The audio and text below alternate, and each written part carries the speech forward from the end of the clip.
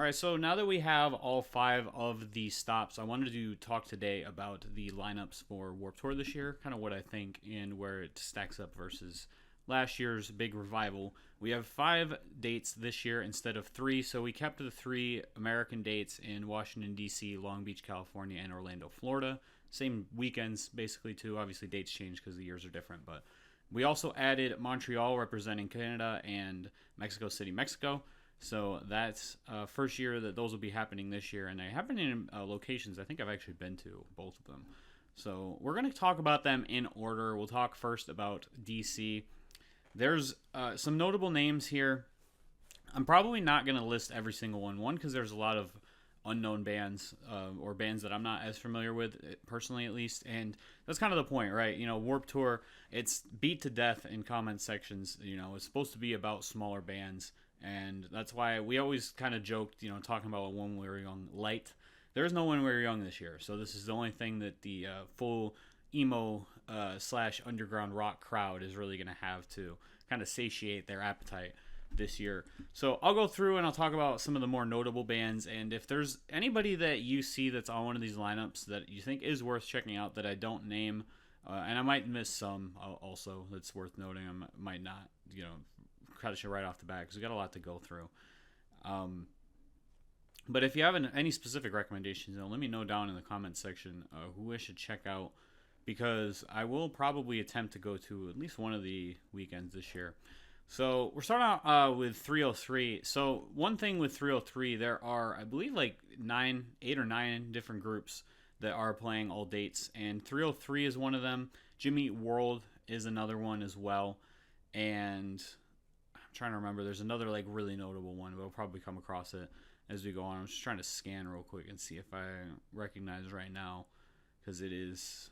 All right, so based on what I could find, we also had Flogging Molly and Thrice and MXPX. So there's a few notable bands that are playing all 5 dates, but they were at a few dates last year. I'm really only familiar like intimately with the Orlando lineup because I did attend Orlando's festival date last year. So I know if somebody did play there last year, if they're playing a different one this year.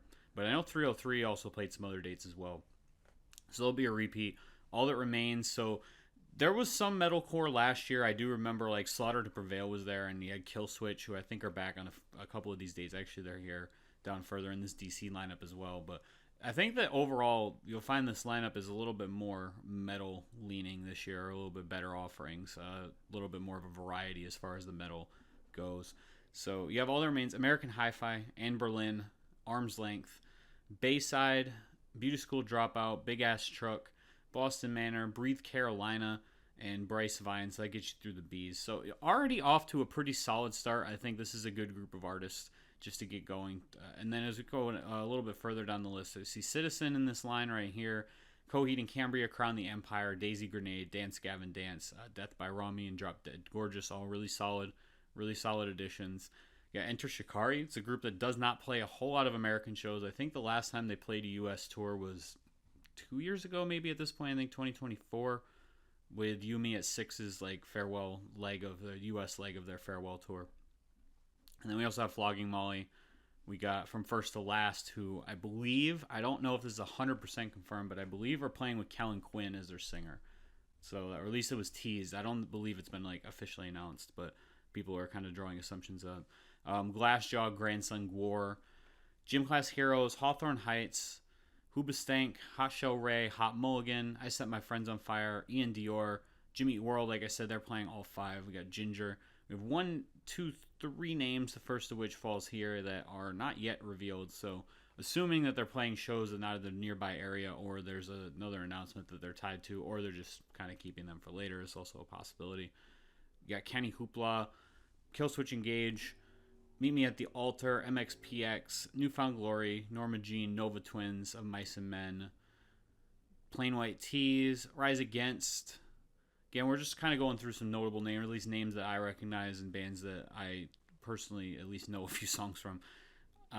Sleeping with Sirens, you got Story of the Year, Suicidal Tendencies, which we're going to get into. There's a few really weird, off-the-wall artists, and that is kind of one of them. I mean, I'm not gonna say they don't fit the vibe with some of the fan base. Certainly, I think a lot of like old school Warp fans would probably like Suicidal Tendencies. But right next to me, we got Suicide Silence.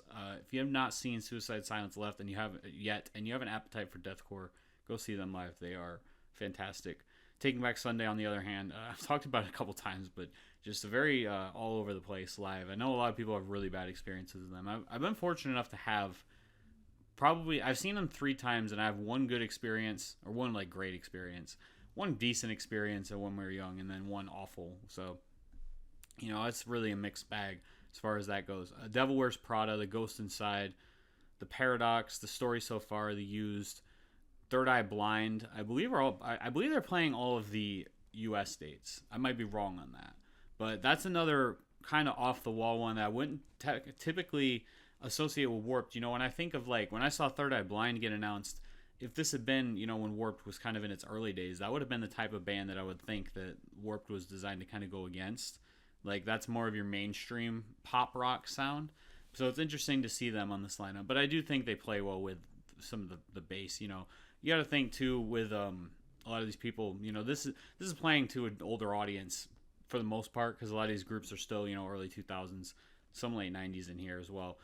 But a lot of early to mid 2000s, and so as you get older, your palate kind of softens a little. You probably maybe you like Third Eye Blind a little bit more than you did before. Now I always like Third Eye Blind, but that's because I like pretty much everything. So Thrice, Under Oath, Upon a Burning Body, like I said, just really good improvements on the heavier side. And then as bottom line, you got Water Parks and Yellowcard, which I think are two kind of plays to the younger audience. So I will say, if this typically tends to be the weakest of the U.S. lineups.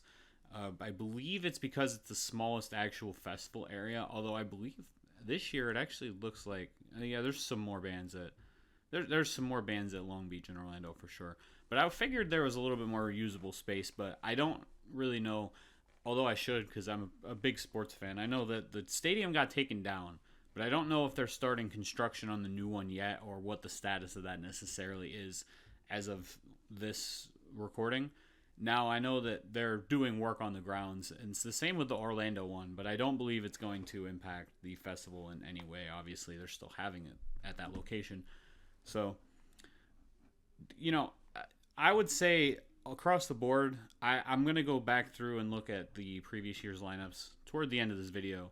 But I think that this was across the board a little bit of a step down. I don't know how DC's specifically stacks up, but I would say I think that this is actually a pretty consistently good lineup. The one thing that I don't see here is a really strong headliner. Now, obviously, we can debate on the quality of the music, and I know a lot of people have varying opinions.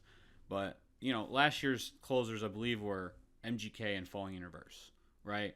They're pretty... For this festival, they would still be the biggest names on this lineup, like in terms of drawing a crowd and mainstream relevance. So to not have bands of that kind of caliber, I think already kind of signals a little bit of a step down in overall quality. Now, there's still some really good bands in here that can put together a closing set. Like, I think Jimmy Eat World is probably who your closer is going to be at least one of the 2 nights, because they're touring right now behind Bleed American's 25th anniversary. So I think you could see them closing a stage. I think Third Eye Blind might close at least one of the 2 main stages. I could definitely see. Just in terms of profile, I think, they're probably the highest profile group here, unless I'm missing a name or I'm not familiar with one of these bands, being like super big. And I could see even Rise Against, maybe like being your second closer on a main stage. In terms of your second level non-headline talent, though, where I can't picture most of these bands closing this festival, right? I would add the Used maybe to that list as well. But I think that and Yellowcard would be close to the end as well. So I just caught those at the bottom. But I think overall, I can see a lot of these groups being like, you can make a good set throughout the day. Like, you can go at like 3 o'clock and there'll already be a pretty good band playing. And I think that on like the main stage and the side stages, I think that this lineup is very deep, even though it's not super top heavy. So again, we'll stack kind of look at last year's. I do think that all of these lineups kind of struggle with that same issue though. We'll talk kind of about who I think each of the headliners like sets could be too. So, we have like two kind of B level headliners here, and maybe like or like a couple C plus B minuses. I would say with like Third Eye Blind and the used yellow card. All that type of stuff. So anyway, I think it's a solid lineup, but it's nothing. It's a good like value lineup versus having the higher end kind of appeal.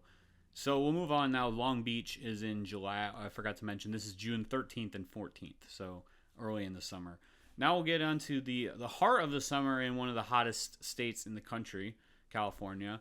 We got July 25th and 26th in Long Beach. So again, we'll go through and we'll pick out some of the bigger names or bands that I recognize at the very least.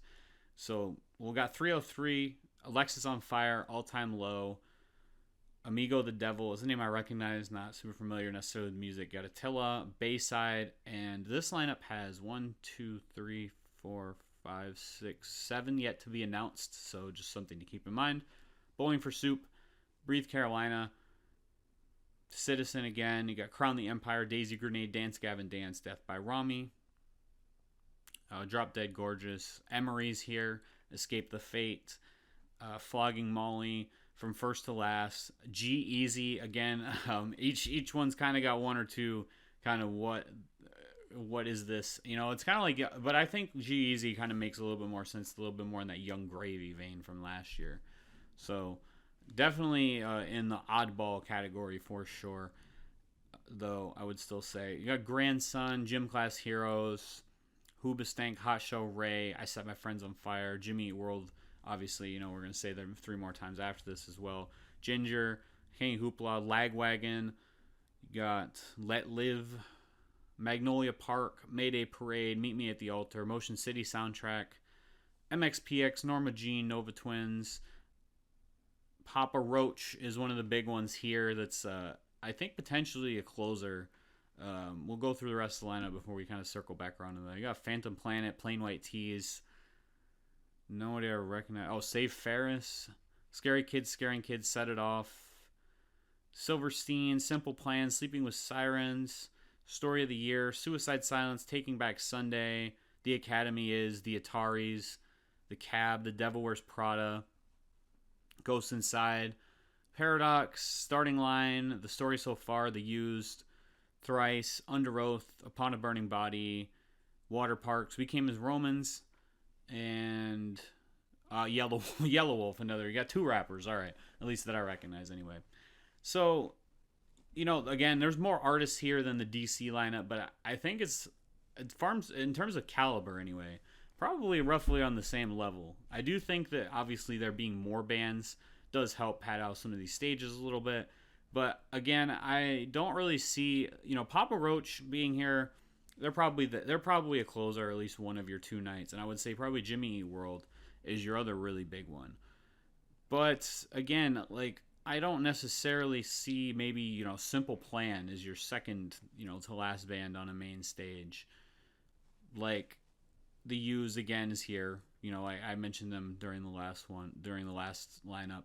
Maybe Mayday Parade, not necessarily a band I would think would be in that spot, but just talking about, what you would like, the type of crowd that these groups attract outside of this festival. Again, you don't really have a big kind of mainstream appeal that would headline, like, let's say a DWP. Like, Falling in Reverse isn't necessarily a DWP headliner, but they've closed like an Incarceration. They've been a second main stage headliner previously.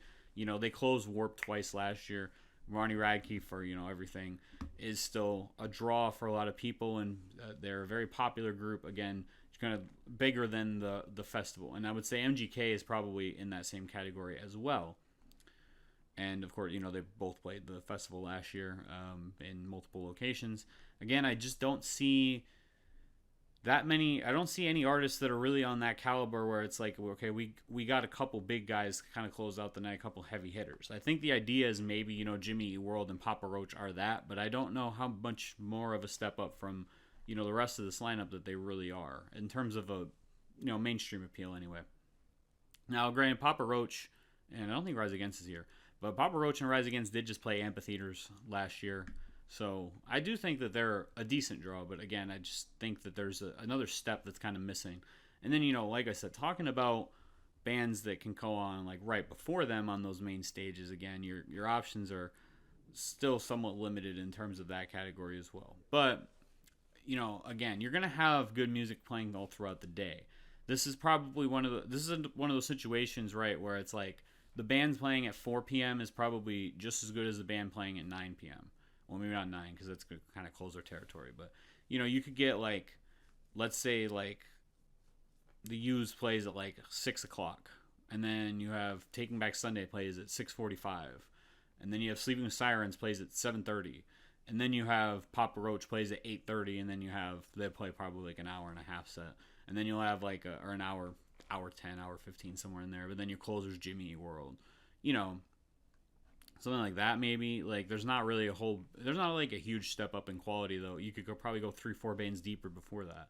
And that's, again, kind of the appeal of Warped. But I do think that it's an absence that's felt in terms of like that big time feeling, It's not there as much this time around. Now we'll jump to Canada, and I think that this lineup actually not necessarily has the opposite problem because it, again, is a much smaller lineup, but I do think that it actually has groups where you can see them closing out the night.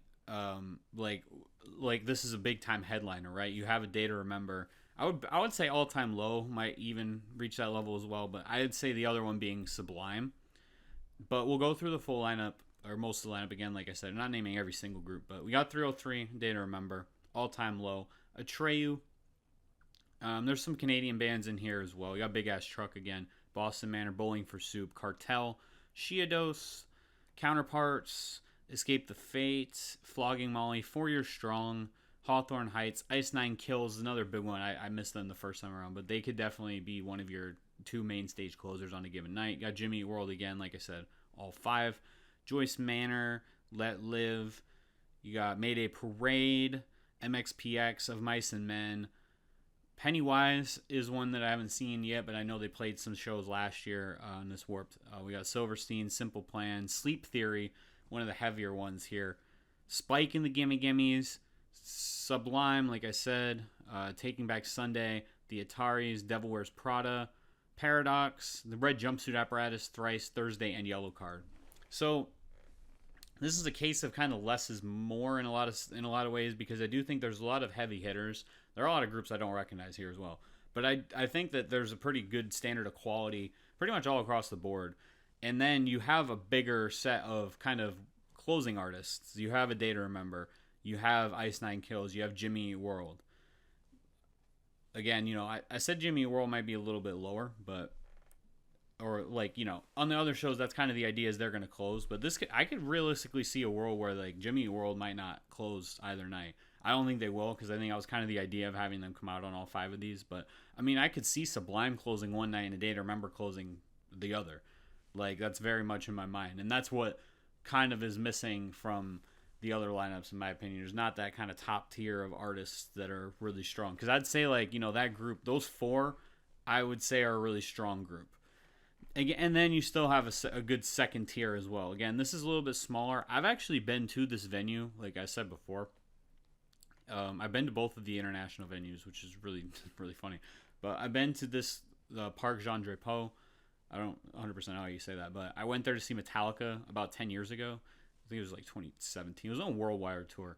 And it's not a music festival-sized venue per se. It's definitely big enough for like the main stage that was there when I went to Metallica, and it's a pretty decent sized grounds, but maybe not necessarily what you think of when you think of one of these like music festivals. Even like a Warped, right? Like that takes place at the same location as the EDC Orlando. Bigger, a little bit smaller grounds. They don't quite use the full extent of everything that's available, but that's the type of size that we're kind of working with on the United States side of things. And I know DC is a little bit smaller than that too. So one in Montreal is a regular sized concert venue that they're going to put Warped into, or typically a regular sized concert venue. I know that the capacity is a lot higher because it's a general admission open air, But I actually like that they're that's a good venue. I think that's really solid. But I think that this lineup, honestly, probably has the most like top end talent of any of them that we've looked at so far. We'll jump over to Mexico City, and this one's gonna have a same thing as here, where there's some artists that are like Canadian that I don't recognize. There's a lot of Mexican artists that I'm not as familiar with as well. So we got 303 Alexis on Fire, All Time Low, and Berlin. Atreyu. Real quick note also with Montreal, there are no unrevealed artists. Mexico has four, and this is in September. Montreal's is in August, so they're actually only a couple weeks apart. But Blackville Brides, Bowling for Soup, Breathe Carolina, Shiados, Citizen, Death by Rami, Dropkick Murphys, Emery, Escape the Fate, Finch, Flogging Molly, 4 Years Strong, Glassjaw, Hawthorne Heights, Jimmy Eat World, Joyce Manor, Less Than Jake, Let Live, Magnolia Park, Mayday Parade, Mod's Son, Motion City Soundtrack, Movements, MXPX, Newfound Glory, Of Mice and Men, Papa Roach again, Pennywise, Rise Against, Sayasin, Save Ferris, Say Ocean. That's funny. Simple Plan, Sleep Theory, Spanish Love Songs, State Champs, Story of the Year, All American Rejects, The Ataris, The Devil Wears Prada, The Home Team, The Main, The Starting Line, The Story So Far, Thrice, Under Oath, We Came as Romans, and Yellow Card. So again, this lineup is, I think, pretty much the same size as the Montreal lineup, and I named pretty much everybody on this lineup. There's probably about 5 to 7 artists that I didn't name, maybe a little bit. Might be closer to 10. It's probably in double digits, but just, for the sake of hyperbole, there's only a few artists that I didn't name. I think this lineup has the most depth to it, where you could like realistically go the entire day and see a great artist, in my opinion. Now, again, like I've said with some of the other dates, though, I don't think that this necessarily has your top end like you would really like. I don't know who your other closer, unless I'm missing somebody, like and I'm just blanking on it. But like other than likely Jimmy Eat World, I don't know who's closing like day 2. Maybe Rise Against, maybe the All American Rejects. That's kind of the only nitpick. Maybe Yellow Card. Unless it's one of these Mexican bands, it's very much a possibility as well. But I think on the whole, I think this is probably the most solid, consistently good lineup, kind of up to down with, all the best, maybe not best names, but consistently good names. Oh, I'm sorry, I did miss someone. Papa Roach is probably your other night's closer. So, I think, though, it kind of follows the same quality through line in terms of like your top end with some of the US dates, but it has a much deeper overall lineup throughout the day. Like you got bands on here that we haven't talked about yet. We got like the Main, who aren't playing any other dates, the Home Team, who aren't playing any other dates, right? You got Simple Plan, they could probably be a little bit more toward the end of the night. Rise Against could be more toward the end of the night. And then Mayday Parade's one of those ones as well. I think Dropkick Murphys also in that category. I think that this is probably the best as far as like bang for your buck lineup that you're going to get. Again, it's a smaller group, so there is that to keep in mind. But I think overall this is probably the strongest lineup. Both of these first years, honestly, are really impressive to me. I think both of them did a really great job. Again, I can't speak to necessarily the localized stuff as much, given that I am not Canadian, well, not French Canadian specifically, nor am I Mexican. But I will say, I think they did a pretty good job. And we'll talk about Orlando, which is the one. I went to this one last year, and I thought, honestly, had the best lineup as far as the amount of artists, amount of good artists, as any, or better than the other U.S. dates there last year. So we'll see what I think about it this year, but I don't think that opinion is necessarily going to repeat. So one thing that I will say, so Orlando has the most unrevealed artists. So there's one right at the beginning. We got 1, 2, 3, 4, 5, 6, 7, 8, 9. It looks like. Again, that's a quick count. I believe I know at least 2 of them, or maybe more. But I believe this first one, this is going to sound obvious because it's first. It's before 303, so it's got to be numbers. I believe 311, because 311 is actually, as of the time I'm recording this video, going to be playing tonight locally in like a venue that's less than 100 miles away from Orlando.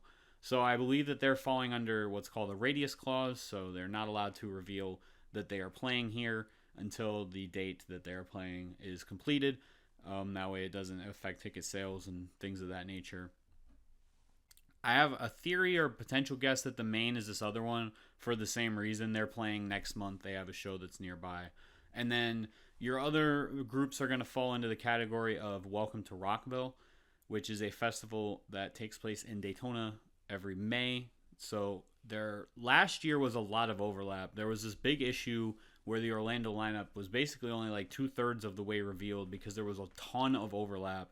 And Daytona is only about maybe not even an hour drive away from Orlando, at least where this is in Orlando.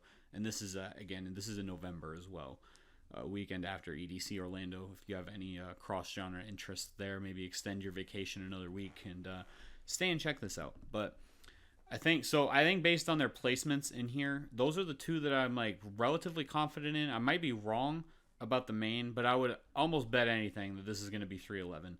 They played Long Beach last year, so they kind of fit that specific requirement. And I think this one, now that I'm looking at it, might be Sublime as well, because Sublime is playing that same festival as 311 is, that same date that is happening right now, again, as I'm recording this video. So, and their placement actually lines up, and the amount of letters looks like it could be the case as well. So again, I'm not going to speak in absolutes, but I think that those would be my guess, and that will significantly change how I view this lineup for the record. So we can kind of come back to that, circle back around that a little bit closer to the date if that is the case, or add a comment or something down below. But well, anyway, let's talk about the rest of the lineup. We got 303. We got Alexis on Fire, Bayside, Beauty School Dropout, Big Ass Truck, Boston Manor, Bowling for Soup, Breathe Carolina, Bryce Vine, Cartel, Citizen, Counterparts, Daisy Grenade, Dance Gavin Dance, Death by Rami, Drop Dead Gorgeous, Dropkick Murphys, Dying Wish, Emery, Family Force 5. I believe this is the only one they're playing, right? Fit for a King, Flogging Molly, From First to Last, Games We Play, Glassjaw, Grandson, Hawthorne Heights, Hoobastank, Hashel Ray, Hot Milk, Hot Mulligan, I Set My Friends on Fire, Ian Dior, Insane Clown Posse is your very strange one for this one. That's just very interesting. Jimmy Eat World, Kenny Hoopla, got Mariana's Trench. This is again, I think this is the only one they're playing as well. They got Motion City Soundtrack, MXPX, Newfound Glory, Norma Jean, Phantom Planet, Scary Kids Scaring Kids, Save Ferris. I missed on that line as well. Silverstein, Simple Plan, Sleeping with Sirens, Stand Atlantic, Suicide Silence, Taking Back Sunday, The Cab, The Paradox, The Starting Line, The Somerset, The Used, Third Eye Blind, Thrice, Upon a Burning Body, and again, we have some that are not revealed yet as well. So I also, while I was sitting here, I think this one might be Yellow Card. Actually, I think it's a little bit short for Yellow Card. It could be Yellow Wolf, maybe. I don't know. But again, we'll know more about this lineup a little bit further down the line. Like I said, I think this one has the most, although California's got quite a few this year as well. This year has the most unrevealed artists, and then also kind of, we don't know the profile of the artist as well, because my opinion on this lineup would change pretty substantially if I was 100% like confirmed that I was getting 311 and Sublime in the main, some of the bands that I've speculated on. But until we really know that, I do think that this lineup is probably the weakest. I think that just not having the certainty over that kind of puts them a little bit behind the eight ball. And again, I guess this could apply to California's lineup, Long Beach's lineup as well.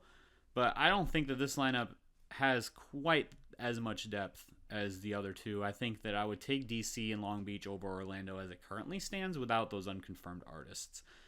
And it's not by a whole lot. It's not like saying that this is a substantial step down, but it's like going from like a B plus to like a B minus to C plus without that kind of confirmation. Either way, though, I think these lineups are solid, and especially for kind of what you're paying. We'll talk quick about pricing. So we'll just use the Orlando one as a model. Right now, you can get your 2-day GA there on Tier 4 for only $180. I believe this is the all-in price. It's not 100% all-in, because it's missing shipping. There's shipping costs that are not covered in this as well. So I think that's like $8 or something like. So let's say 200.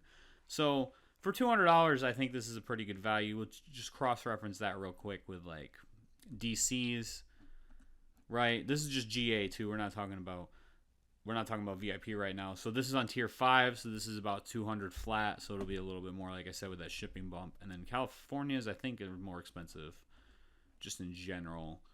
And no, that's actually tier, so they're all actually the same price. So this one's just on tier 5 and Orlando's only on tier 4.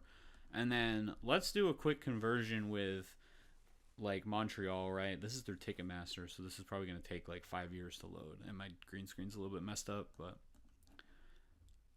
so you got Canada 237, and let's see, so that's roughly I don't want to do mental. I gotta just do quick to USD. So about $170. Again, probably not including costs like international travel and stuff. But I know I used to live in upstate New York. For me, this would have been the closest. It would have been closer than any of the U.S. dates.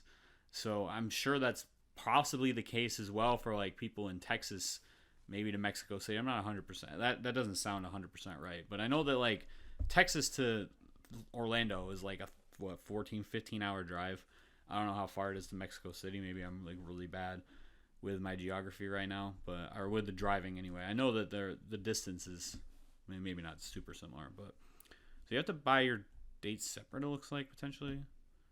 So we can just do a double of one day. So this is about, why is there a price range? That doesn't make any sense. That's interesting. Okay, so let's do a quick pesos conversion. So just based on the lowest price it gives, it's about $136. So maybe and now I gotta look this up because this is gonna bother me. I just want to be wrong. So I don't know, let's do Austin or something. Probably not. You probably don't want to fly this anyway. It's only a 2.5 hour flight, it looks like. Why is it? That's not. I put it in wrong. That's my bad. So, 15.5 hour drive. That's using Austin, which is one of the closer ones, but versus like Orlando, which I know is a further drive. Actually, I think it's about the same. No, 18 hours. So, again, 3 hour flight from 177. What was this one? Again, the international travel being a factor as well, but 177 and then about 390. So again, I don't think you're probably going to want to travel to Mexico, but in case you're interested, or that's closer to you than going to any of these other locations, it's always an option at the very least. So interestingly enough, I didn't want to take the time to look through my phone archive, but I cannot actually find a good archive of these final lineups. So there's going to be artists missing from all of these. I'm actually going to see if I can do Orlando's, because this is Orlando's from last year. Look, like at least a third of these artists are completely missing. And then it's kind of actually the same with Long Beach. But at least for DC, there were some of the notable names last year. It's also a little bit lacking. But, that's another one I didn't even think about. They had Avril Lavigne last year at DC, right? So that's another kind of headline type artist. Avril Lavigne, you had MGK. And I actually think Falling in Reverse was Long Beach. Was Falling in Reverse Long Beach? Or did they just play? I guess they just played Orlando. I thought they played multiple for some reason. But then you also have Sublime down here as well, right? You have, maybe not a whole lot of other, but again, you had MGK, like I said a couple times earlier, like MGK and Avril Lavigne are definitely, in that like transcending kind of bigger than the festival type territory. Just a quick look, like I said, Long Beach, you had 3 to 11, you had a Day to Remember, you got, just kind of scanning real quick. This isn't going to be 100%, but this lineup, All American Rejects are maybe on that line that we could potentially maybe close out a night. I don't know who actually did. I probably could have looked. That probably would have been a better bet to look up, but we're already at this point anyway. And then Orlando, I know A Day to Remember. This one had the strongest group because they had A Day to Remember and All Time Low went on before them. They're not listed here, but you had MGK and Falling in Reverse. So that was probably the best like closing group out of any of your. In terms of profile, again, I'm not talking necessarily how whether or not I like their music or not, but I'm thinking artists that are headline type talent on other festivals, or could sell out their own arena dates and stuff like that. So again, I think that for what you're paying, this is going to be a pretty good value. Like you're going to get, if I can ever find any of these lineups again, for what you're paying, you're getting, like I said, you're getting less than $100 a day. So you do get better value from like a louder than life. Whoops, I did not want to do that. But anyway, you're gonna get better value from like a DWP festival if you buy it early. Like you're gonna get a louder than life pass for like probably like 125 a day, and you're gonna get a lot more variety, a lot bigger of a grounds, a lot more artists and stuff like that. A higher profile artist as well. You're going to get real legit, more headline type talent. And there's everything that goes with that, though. If this is more just caters to kind of what your lineup specific tastes are, that's obviously going to impact your decision as well. But I would say that it feels like a little bit of a step down. That might not be as true as it feels to me anyway. But again, we'll see where these lineups kind of settle out. Again, right now, I think that California's got the strongest of the lineups for the United States dates, and then I like both of the international lineups a lot too. I don't think there's a bad lineup necessarily. Like, there's not one that I'm like, wow, this is not very good. I think this is about what you would expect. So, this fills a niche in a way that when this always kind of joke that it's like, oh, well, this killed when we were young, and I don't think that's necessarily true. I think these fill two different lanes. I think this is more for the like real diehard fans and people who like this type of underground, music. Maybe not so underground anymore, but alternative, whatever you want to call it. Where they like just this stuff kind of fills what they're interested in. Pop punk, screamo, metalcore, all that stuff, and some punk. There's actually some real like legit punk here too. But again, versus like. I want to see, versus when we were young, I want to see what happens after this year, though, because it looks like ticket sales have slowed down pretty substantially. Even with full lineups out, I know some of the hype kind of died after last year. I think people saw the quality of the lineup and what this kind of festival is going to be more in the vision of. And I think this could be a good test case for whether or not this continues after this year or becomes kind of maybe even a little bit smaller, but maybe does like a few more dates. Like, let's say they do like 5 dates at smaller areas with maybe not as high level artists, but I can see that being another option as well. But let me know what you think down below, and yeah, that'll do it. That's Warped for 2026.